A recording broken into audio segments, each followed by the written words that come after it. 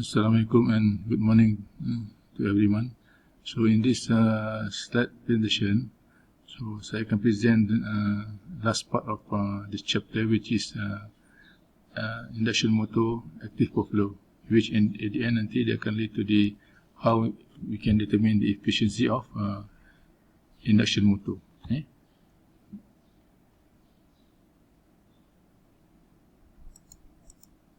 Alright.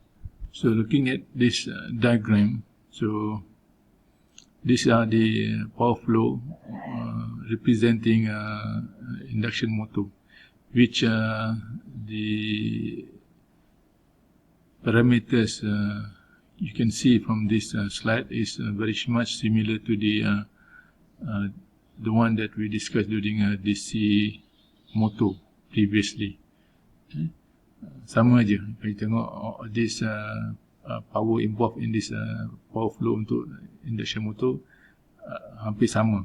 So you ada first you ada electrical power input, so P in, then you ada loss. So this is loss at the stator. So the copper loss due to the resistance of the winding, and this iron loss is due to the core material of the stator part. Okay? So and then selepas tu, so this subtract ni you akan dapat power transfer to the rotor ataupun input to the rotor. So this is rotor power. And then dekat rotor you ada juga copper loss, since you ada winding. Yang ni mungkin kalau squirrel cage mungkin tak apa significant, tapi dia tetap akan dikira. So rotor copper due to the winding of the rotor. And then selepas tu you akan dapat mechanical power develop at the shaft. So selepas subtractkan ni dengan ni you akan dapat power develop, and minus ada loss you akan dapat output power at the shaft. Nampak sama je. Cuma I just want to mention sikit. So untuk AC motor ni, iron loss ni biasanya dia akan lebih significant compared to DC, because untuk magnetic material ni the presence of the loss akan lebih significant because of AC. Unlike DC, biasa iron loss ni dia tak mention sangat. Jadi untuk case AC motor, dalam soalan saya dia akan mention iron loss ni dan juga ni how much. Kita akan tengok nanti contohnya. So these are all the parameters involved untuk this AC motor. You can read this. All this the power E, P in, PGS, power stator loss, copper, PF is iron loss, PR is power at the rotor. PGR ni PGR ni.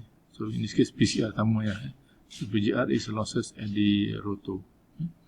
Mechanical power develop PM sama je, right? Okay.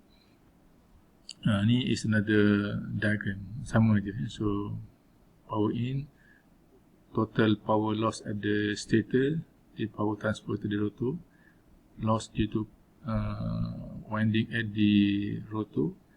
Then you get the power develop at the shaft, and then after loss, and then you can have last power, PO.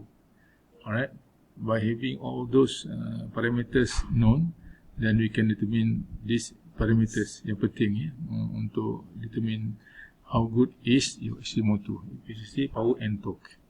So formula for efficiency sama je, PO over P in, and then untuk calculate losses in the rotor. So dia ada formula sendiri. So kita untuk AC motor kita jarang gunakan I square R. Kita jarang guna, very seldom. But instead we just use this formula. So power loss at the rotor,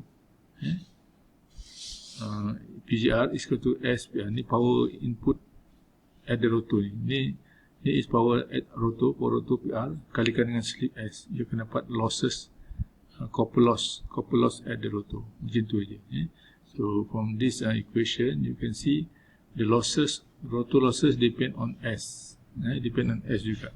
So if S is increased, that means you punya losses at the rotor pun akan increase.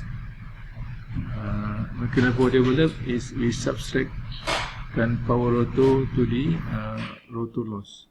So by putting the equation in this part, you akan dapat simplify PM in term of oscillate is 1 minus S kali dengan PR. 1 minus S kali dengan PR, rotor power.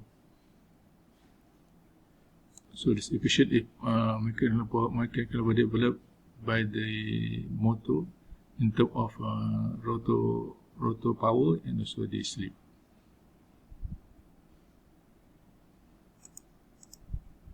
Alright, formula for torque, kita ambil equation yang kita dah guna sebelum ni, which is Tm in terms of power, mechanical power developed and speed of the rotor. So this general equation, this masukkan dalam ni. So this is equation Pm in terms of PR and synchronous speed. PR and speed. So TL is slightly less than Tm. So ni low torque is slightly less than Tm. So ni make sense. Kalau low torque is bigger than Tm, motor tak kuat, so motor tak boleh pusing. So obviously TL ni always lower than Tm, so that motor boleh pusing. If Tm is small, masalah dia tak kuat nak pusing, dia smaller than load, so motor tak akan pusing. Right. So this is some example. You ada 3-phase motor AC, synchronous speed given, power in given, and then you ada copper stator loss total. You nampak the total loss at the stator copper dan iron combine dapat this one, given this one. And this is rotor speed. So calculate slip, whatever ni. Slip, active power to the rotor, loss, rotor loss, mechanical power developed, dan seterusnya last efficiency. So this hampir sama dengan DC motor. Right, so I put all those parameters back into this flow diagram. So you can dapat tadi given power in 70 kW, and then this total stator loss 3.5 kW. You were given synchronous speed and rotor speed, and windage pressure loss pun akan di given nanti. Jadi you kena cari all this power ni, PR, PGR, PM, PL. And then first, when you given this parameter of rotor speed and synchronous speed, you can determine slip. Very besar. Jadi untuk AC motor ni, in any case, determine S dulu, slip dulu. Itu penting. By any means, cari slip dulu. Sama ada, if slip given, you may need to find any of this. But in this case, you were given these two speed, so you boleh cari S.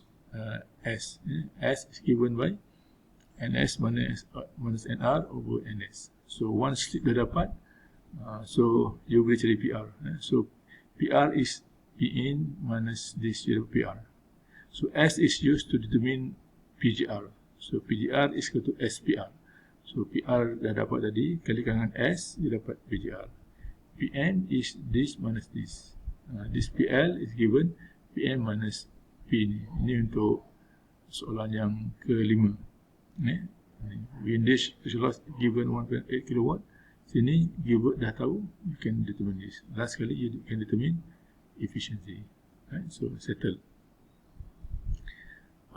This is torque speed characteristic of square cage induction motor. This is very common. So ada few parameter yang you kena acknowledge ni, kena take note. Lock rotor ni pun dah kita discuss.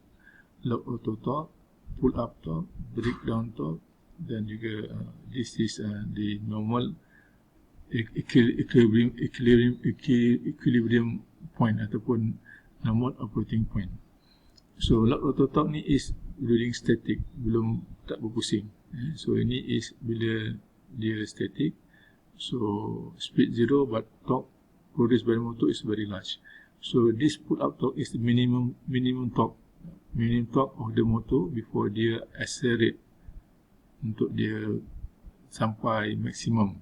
Breakdown torque ni maximum torque. Pull up torque ni is minimum torque before dia memecut. And ni is breakdown torque ni torque paling tinggi sebelum dia going down to reach steady state condition.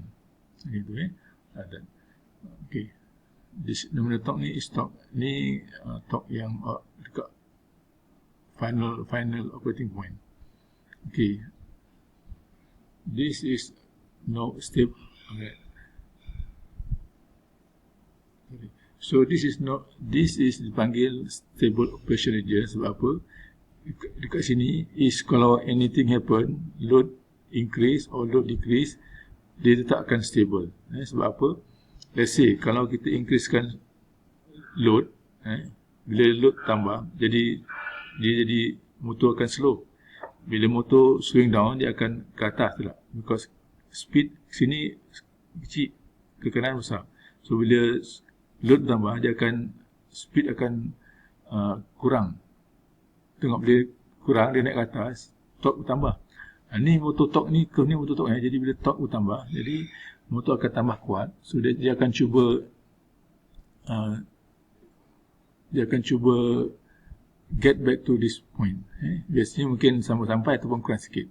Tapi okey. Sebab bila dia ke atas, torque makin kuat, jadi motor produce more power, dia akan motor ni akan turun balik. Similarly, kalau load reduce, load kurang, motor bertambah kuat, motor bertambah laju, tapi torque makin kurang, so dia akan naik atas balik. Alright. Starting. So last part ni starting motor. Starting motor ni, yang penting ni is load dia is current is very high due to the motor tu perlukan current untuk produce, start rotating. So bila current tinggi, masalah panas, overheating. Alright. So motor biasanya perlukan this, what's called starter. Kenapa perlukan starter ni lah? Sebab current during starting dia boleh naik 5 to 8 times than normal full. Kalau normal current tu is 2 ampere, starting mungkin boleh sampai 10 ataupun berbelas-belas ampere, which is dangerous to the winding, because motor ni akan damage dan dia tak akan operate. Okay, these are several type of motor starter. So paling basic, DOL, direct online starter.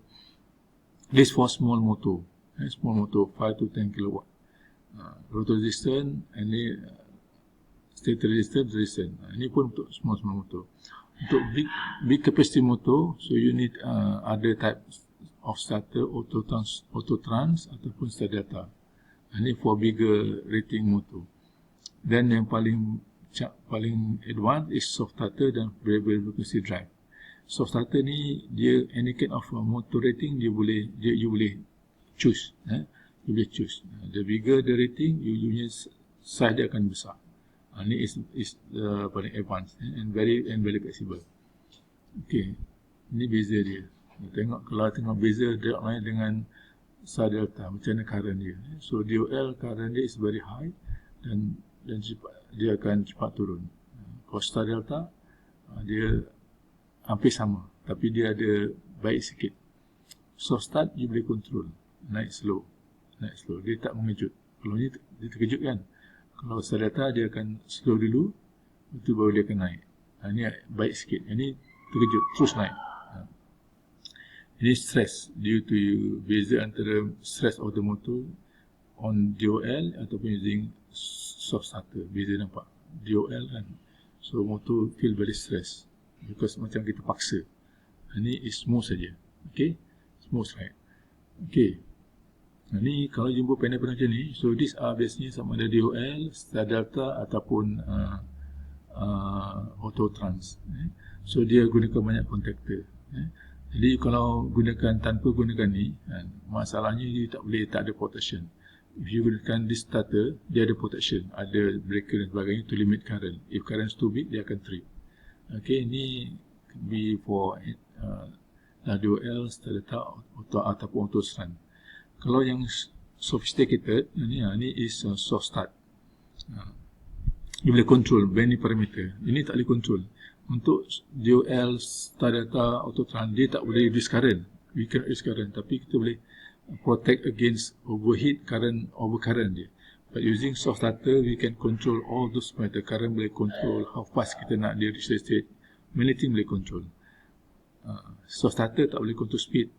This is frequency converter. VFD tu kita boleh control speed dia gunakan ni. So kalau gunakan frequency converter, we can control start and stop, dan juga kita boleh control speed. Soft starter tak boleh control speed, hanya boleh control stop, starting and off saja. So this one is macam kita beli kereta BMW ke Mercedes, ini macam beli kereta lama. Dengan motor kita baru, macam-macam kita boleh buat. Nak laju, macam-macam boleh buat. Tapi yang ni not much we can